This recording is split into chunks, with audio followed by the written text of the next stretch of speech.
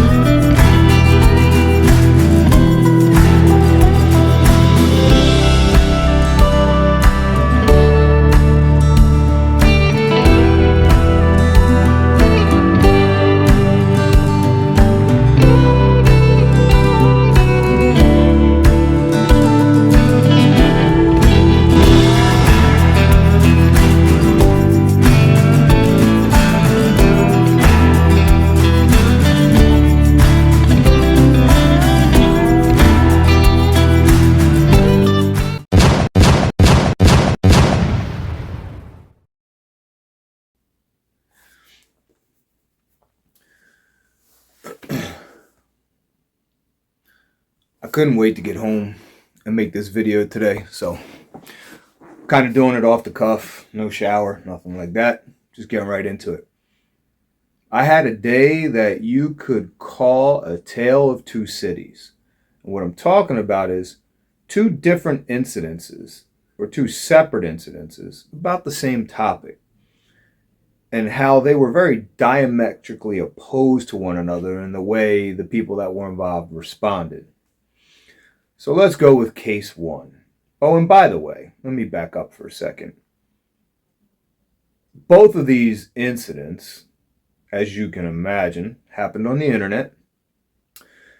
And they also were surrounding this particular post that I made regarding Charlie Kirk and what happened the other day.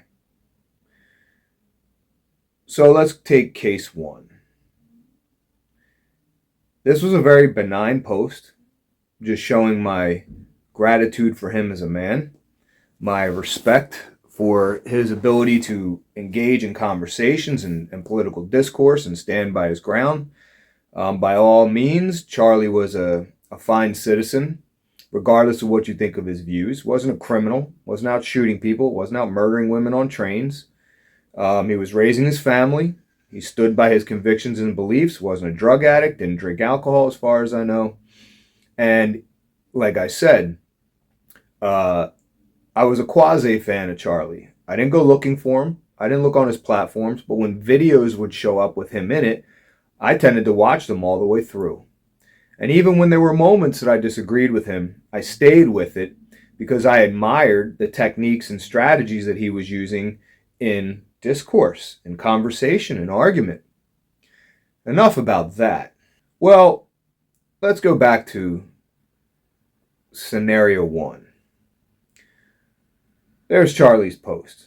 There's my post about Charlie, rather. And as you can imagine, within minutes, the trolls showed up. I was honestly very unexpecting of that. I did not expect it, but man, it turned into a hot mess on my Facebook page. Yeah, I know, still using Facebook. I don't really indulge in other areas of social media. This is about it, and Facebook's my dumping ground. But anyway, they showed up rather quickly. And to be honest, because I don't go on the platforms looking for Charlie stuff and all that, I was pretty unaware of the contentiousness between him and this, we'll call it the other half of society. So I was not expecting that kind of backlash. Just putting some condolences out there, saying how much I respect him as a man, because that's the point of the show, and this is what I do in my life, is try to raise men up. And the jokes started coming about his murder, as we're all aware, right there for people to see. So I questioned this individual about a post that was made when the individual said, I wonder how he feels about gun rights now. And I challenged that. Well, I woke up this morning and in a very actual, wildly rare instance, I don't know why. I don't ever do this. I'm not a guy who's on my phone all day long. I drive my truck 200 miles a day, 8 hours a day, and I barely ever even turn the phone on. I drive in silence. I don't know why I went into my phone and went into Facebook, but there was a message from a friend of mine who said, wow, you really pissed her off, and then showed me a post that she had put on her Facebook page about me. And the words in it were, well, I'm not going to get too into it because I'll explain why in a minute. And I'm not going to cut and paste it on here. If the events that transpired after that didn't happen, I was going to have an entirely different show about this topic. But we'll hang with it the way it ended up because it's a good story. Stick around. It's a happy ending, if you will. So anyway, I think to myself, how did I not see that? My name is tagged in it. It should have shown up directly on my timeline, but it didn't. So I went to this person's timeline to see it live and in person. And I looked there and I couldn't find it. I was blocked from it. I could see all the other posts that this person had ever put up, but I couldn't see this one. So I went back into my messages, copy and pasted, or screenshotted it rather, and then I put it out saying, this is what this person had to say about me today. Called me all kinds of names, put out there publicly. Now here's what was interesting, right? The person put my name in capital letters. And I didn't catch it at first, but then it dawned on me. The person didn't use my full name, just used Keith Sgrillo, not William Keith Sgrillo, that I always use on these sites. And that was because she didn't want me to see it. Now, come on, people. We can't do this kind of stuff. You know it's going to get back to somebody. So I shared it publicly, and oh boy, did the dog pile start. And after a while, we had a back and forth, she and I, and then other people were having back and forths with her. And clearly we were winning the argument because every argument that was being made by this individual was not the argument we were making. One of the things that was brought up was, oh, these are people who are trying to censor us because we're saying something about Charlie Kirk that they don't like, and they're always trying to censor. And I said, well, here's the thing that you're missing with something like that. You are making a joke defending the ultimate form of censorship, which is killing somebody whose views you don't agree with. Point blank. That's the hypocrisy. And that's the line that they always have to toe. And they immediately switch it to victimhood. Now, after the back and forth, this is what's key about the victimhood thing. This person did not do that. This person reached out to me in my DMs. And here's a little tip for you guys, because you'll hear this in the second story. If you're having an argument publicly online, I don't know why we do this, but we do. I don't really do it. Today I just kind of dip my toe in, but why not?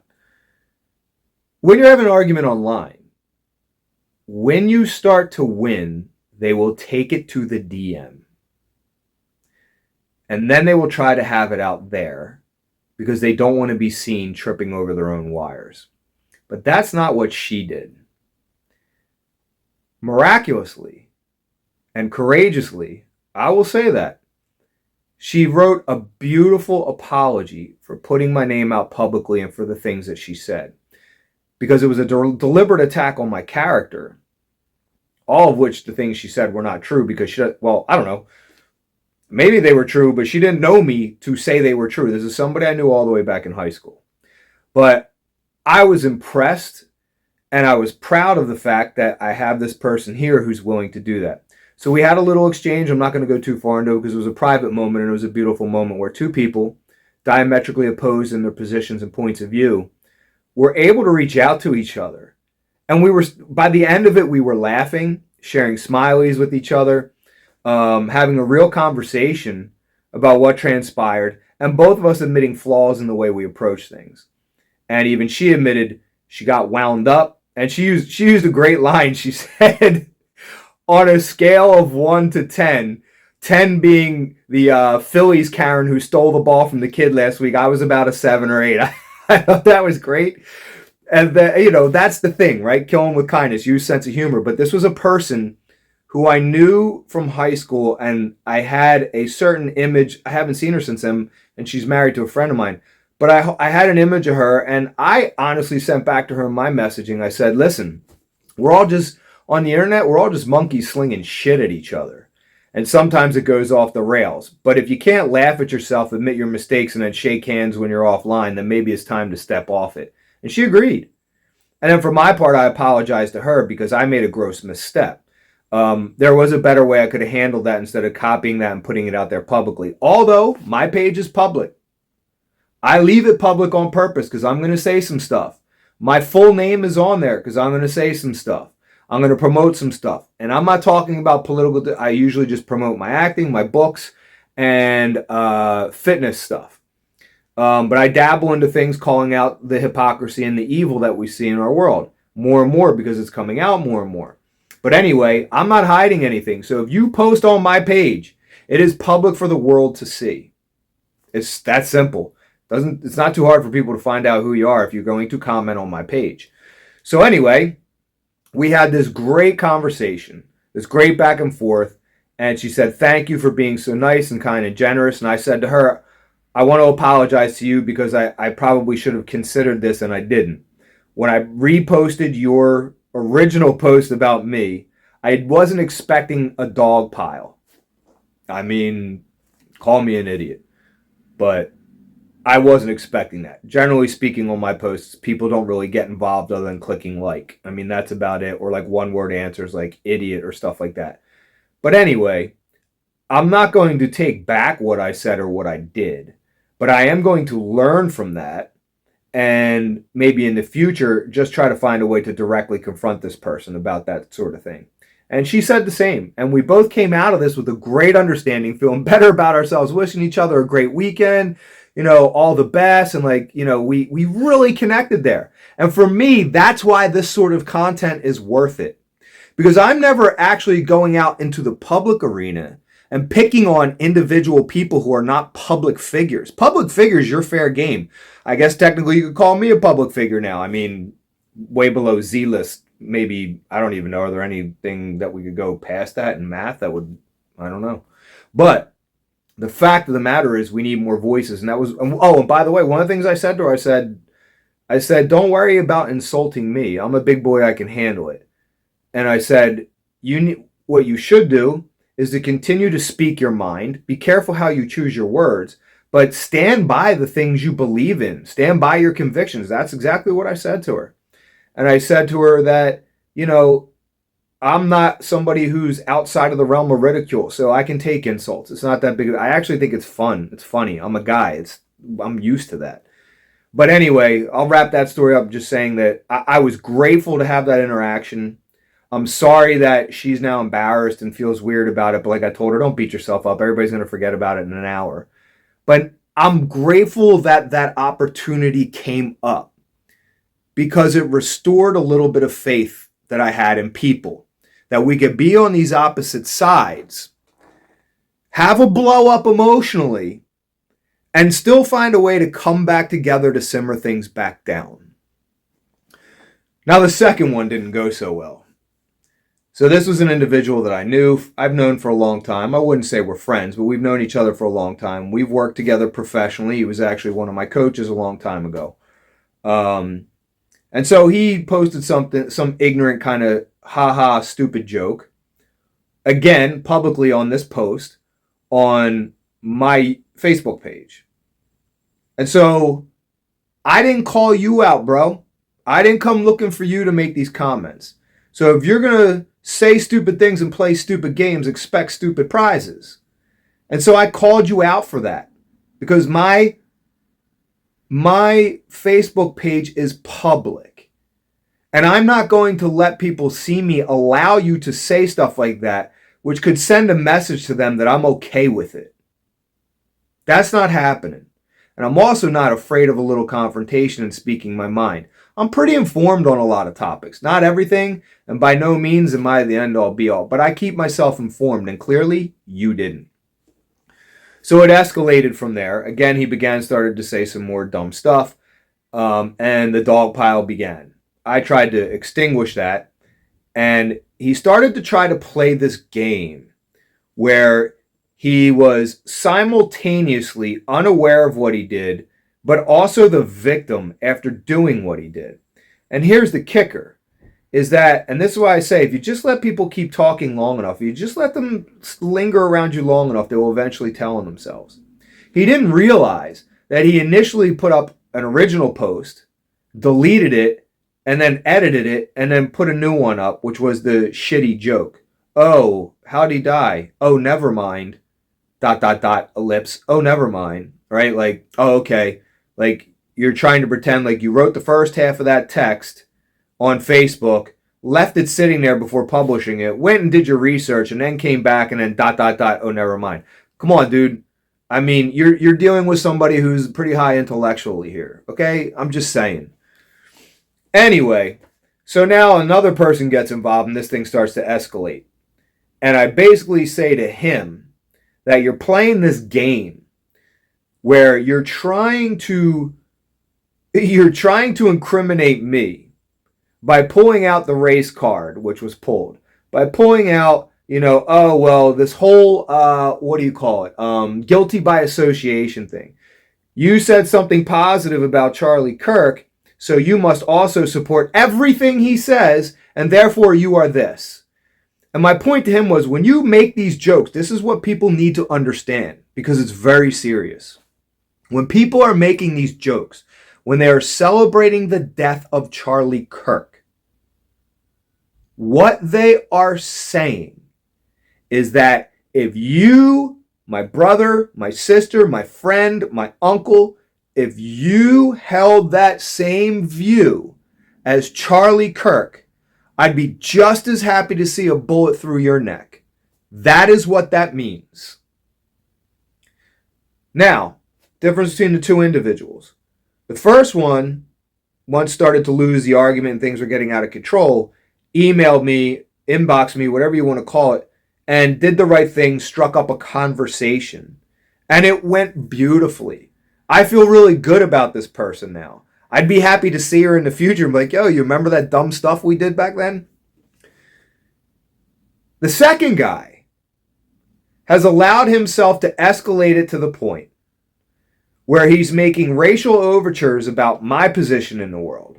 And I'm not going to get into it, but I think I got more than enough evidence to prove you wrong. And that's a real shame that you would try to implicate somebody for that, because that's where your brain is. You're stuck there in that victim world. The other part is, it then escalated to the point where I believe the line was, fuck you, pussy. Stop with the tough guy keyboard muscles. You know where to find me. I'll beat your ass. That's where these people always go when they lose the argument. When they can't win and they try to back... Oh, and then the best part was, he tried to save face. This was brilliant.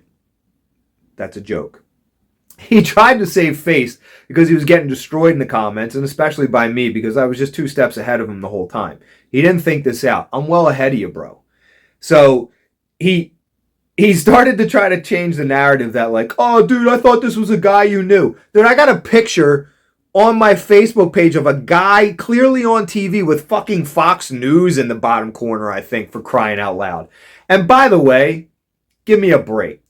So, oh, I didn't know. I thought this was a guy, a friend of yours that had died. Like, bullshit, dude, because you posted that after the back and forth we had in the DM, where I said to you, you sent me a 5-second clip at a Charlie Kirk rally of people screaming, white guy fight back or something like that. Nowhere in that 5-second clip was there any context of Charlie Kirk being involved with that.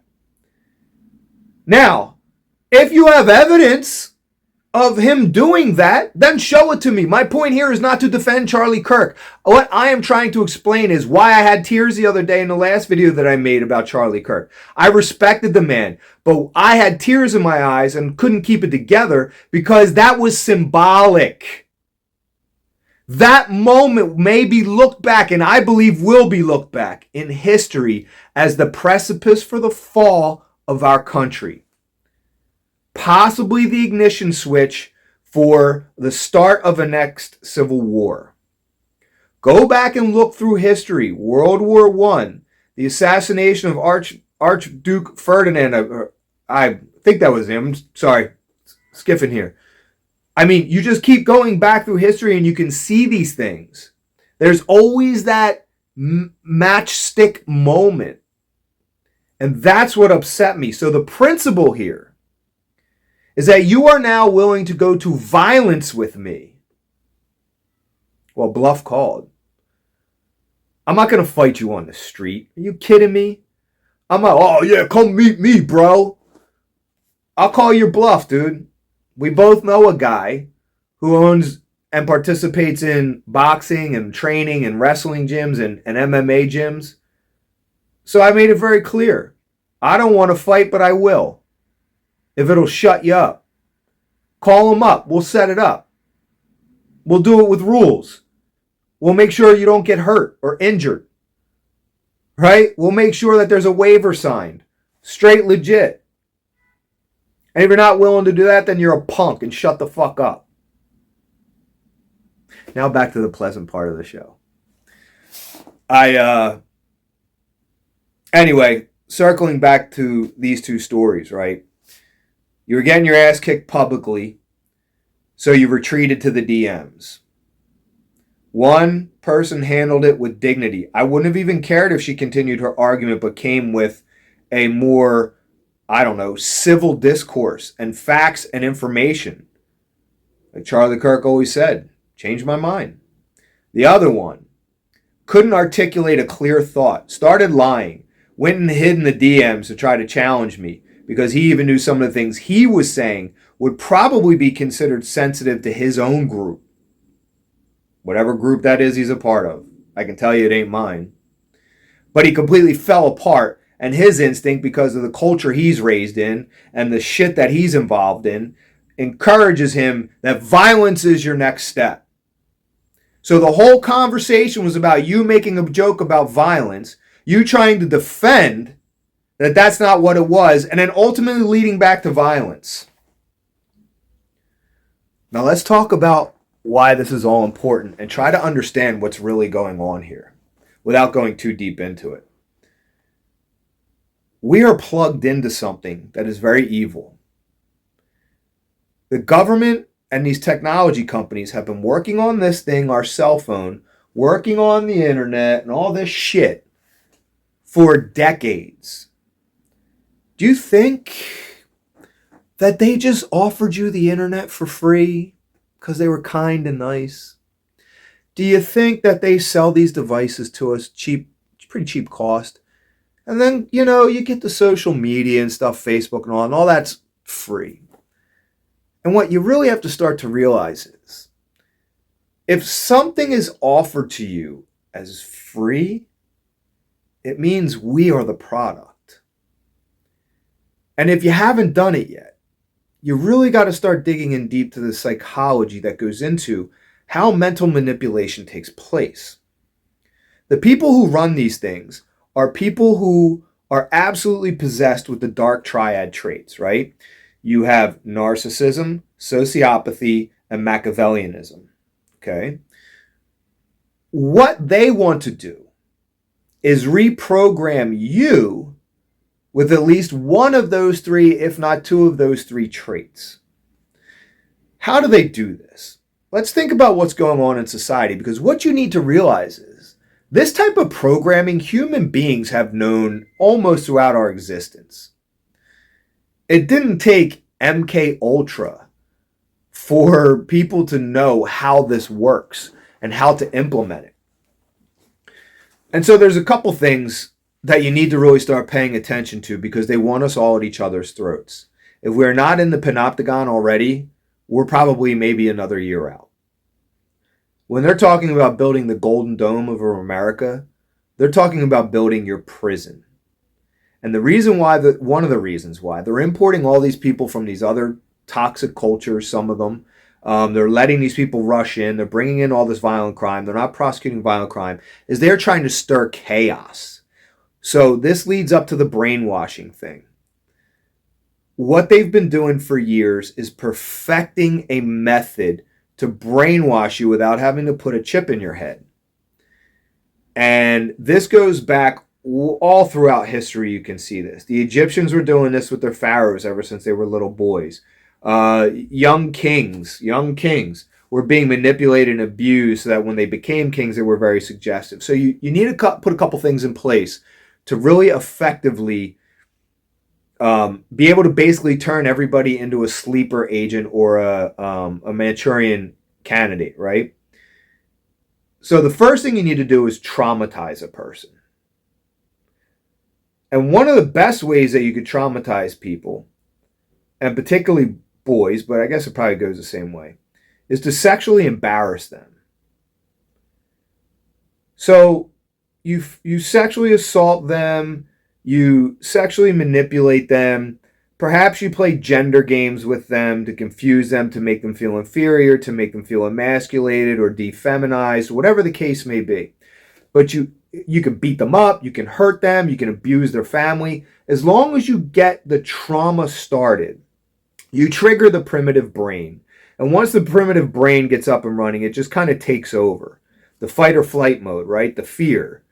Once that fear is there, you become incredibly defensive, right? It's like the sick and dying animal. They lash out, they bite out. So now you're in a state where you're ready to attack at anything that moves. And now they got you in that state. So the first thing is to get you into the trauma mode.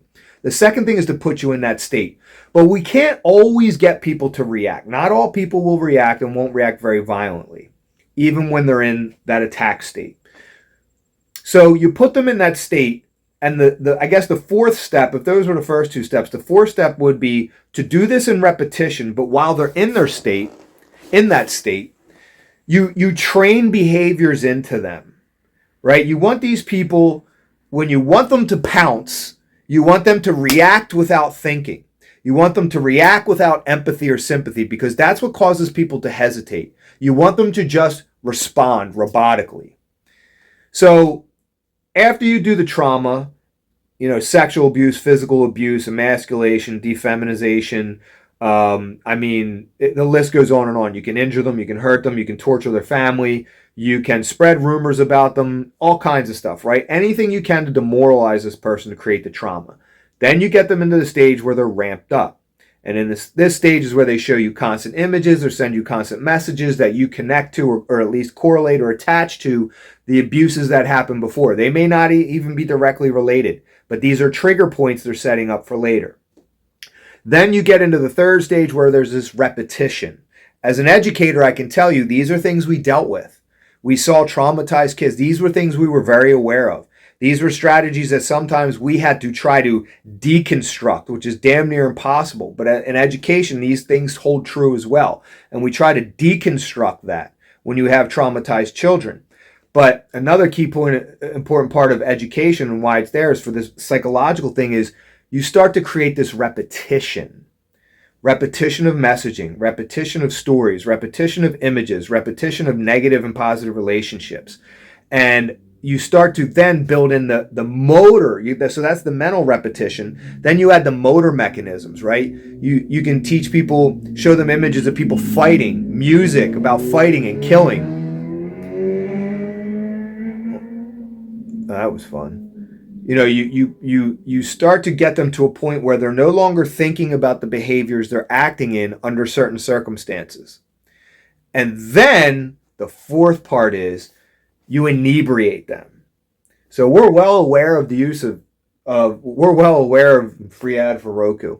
We're well aware of the effects of psychologically or psychedelics, alcohol. And then you start to realize, why is the drug drug companies rather, increasing? I was just looking at the stats last night. I might be off a little bit, so you can all check me out. But why is it that there's been like a 60% or 65% increase in the amount of SSRIs and ADHD medication, amphetamines, all that stuff, that has increased from children between 12 and 25? And oh, by the way, when they did a study in Sweden, they found that when people between the ages of about 12, I think it was, and 25 were on SSRIs, they were incredibly more likely to be violent, especially boys. And when they went back and they tracked a lot of the arrest records and trying to find, they began to find out that a lot of these people were already on drugs for these prior to the violent crimes. So we know these things. Now, if you're looking at what's happening in society today, where do we see these elements happening? Well, let's talk about the trauma. All the race baiting and race hating, from your Ibram X. Kendis to your Robin DiAngelos to whoever on the right starting to spew their shit, whatever the right is supposed to be, but you get what I'm saying. You have COVID. COVID was the breaking point. That traumatized so many people beyond belief. They literally thought the apocalypse was coming and they haven't gotten over it. So you got the COVID abuse. You have the sexual abuse of our children with the trans shit, pushing all the gay stuff, pushing feminization of boys into the schools, into the homes. How about the trauma of breaking up the families, where mothers are, where most boys are being brought up, most children rather, are being brought up in single mother homes, where fathers are being traumatized in the family courts, where women are being financially rewarded for destroying relationships, and the fathers are losing all the money and all the property that they've worked for their whole lives. You can think what you want of it, but that is just the truth. So you see all this trauma. And now let's add into it the next phase, right? So we build the trauma. Now how do we get people hyped up? Well, you get them on their phones. Let's get them addicted to the phones. Let's get them watching all these images. Constant bang, bang, bang, bang, bang. And it's got to be fast. Long duration stuff gives you time to settle in, process, think, contextualize, and critically think your way through. Your executive function kicks in. You start to parse out information, try to make sense of it. They don't want that. So you got YouTube with the shorts. You got TikTok, tick, tick, tick, tick, tick. That's why it's called TikTok, TikTok, TikTok, right? It's a rhythm.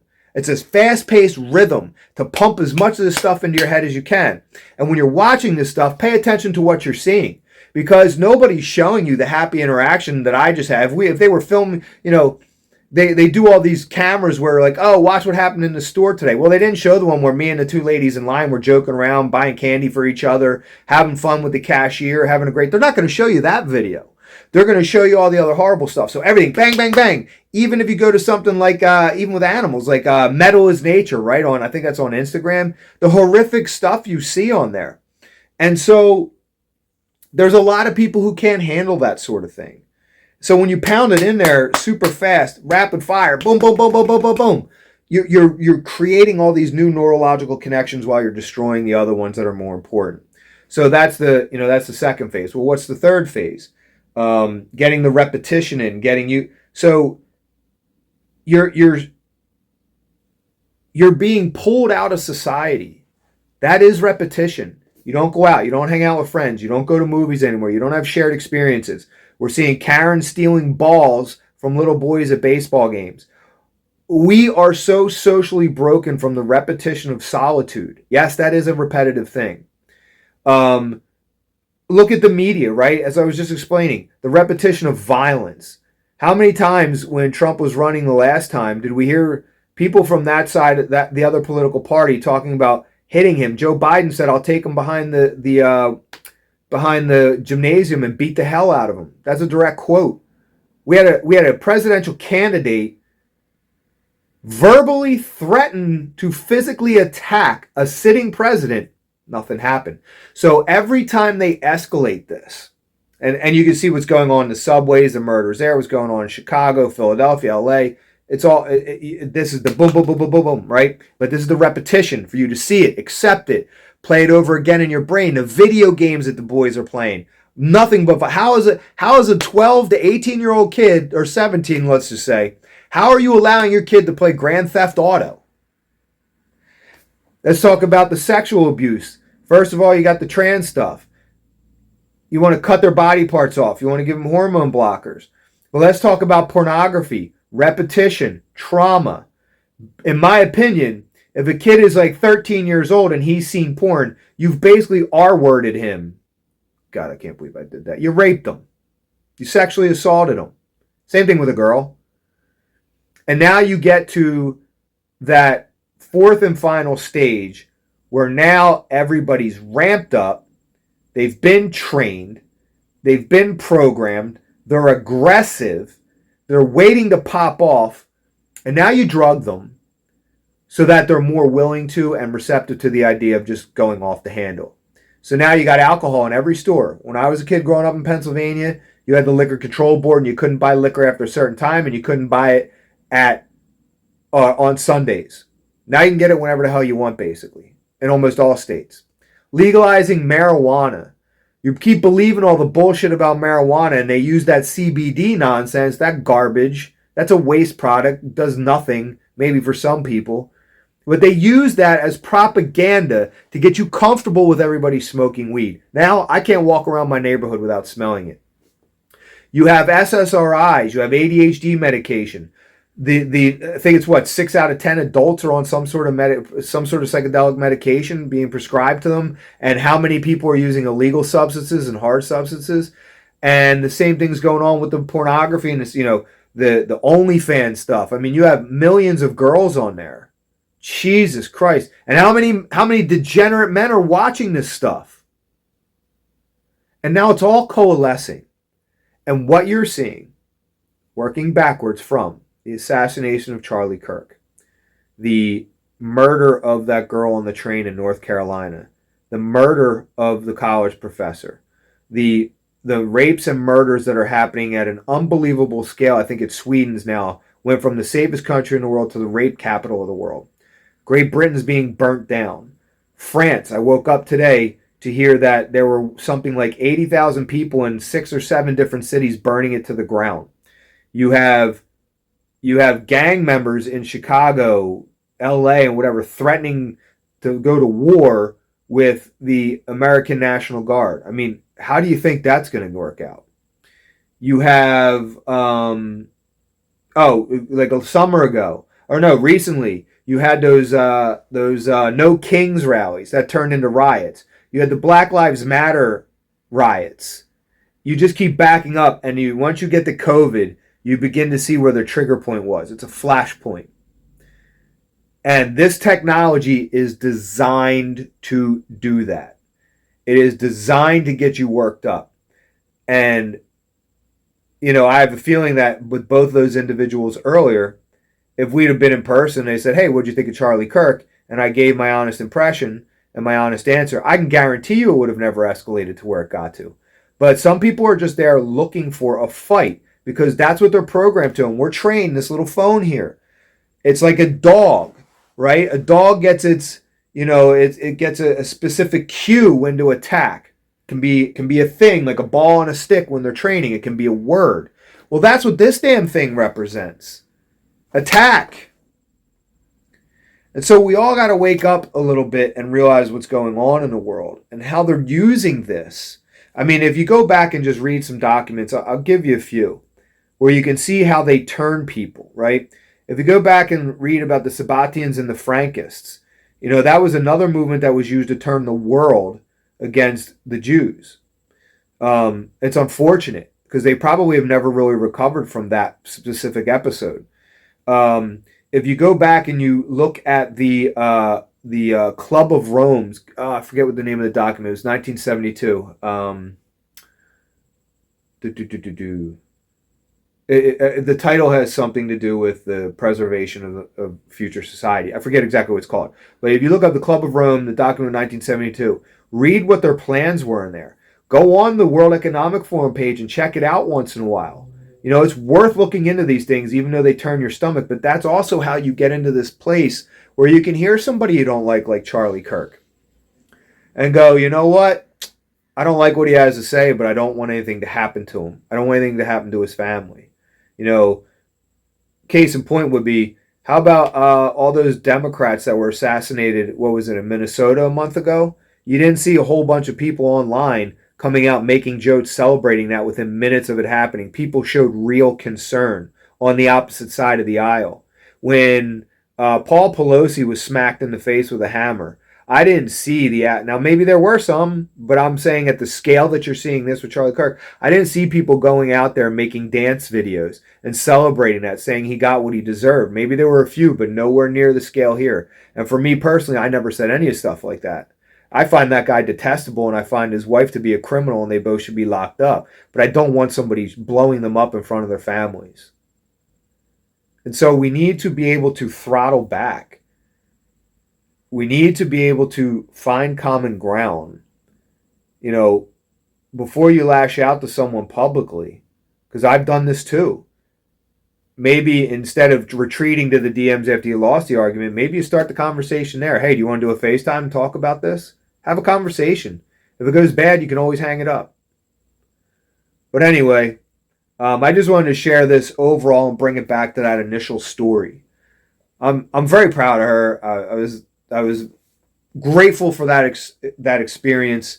It taught me a lot about myself too, and the fact that we could pull that together on a Friday, find some common ground, and end up after maybe like 15 exchanges, you know, that were very beefy in the way we were talking about things, in content, in terms of content. It just made me feel a lot better about the way things are going, at least for now. So anyway, all right, it's Friday. Go eat. Have a good one.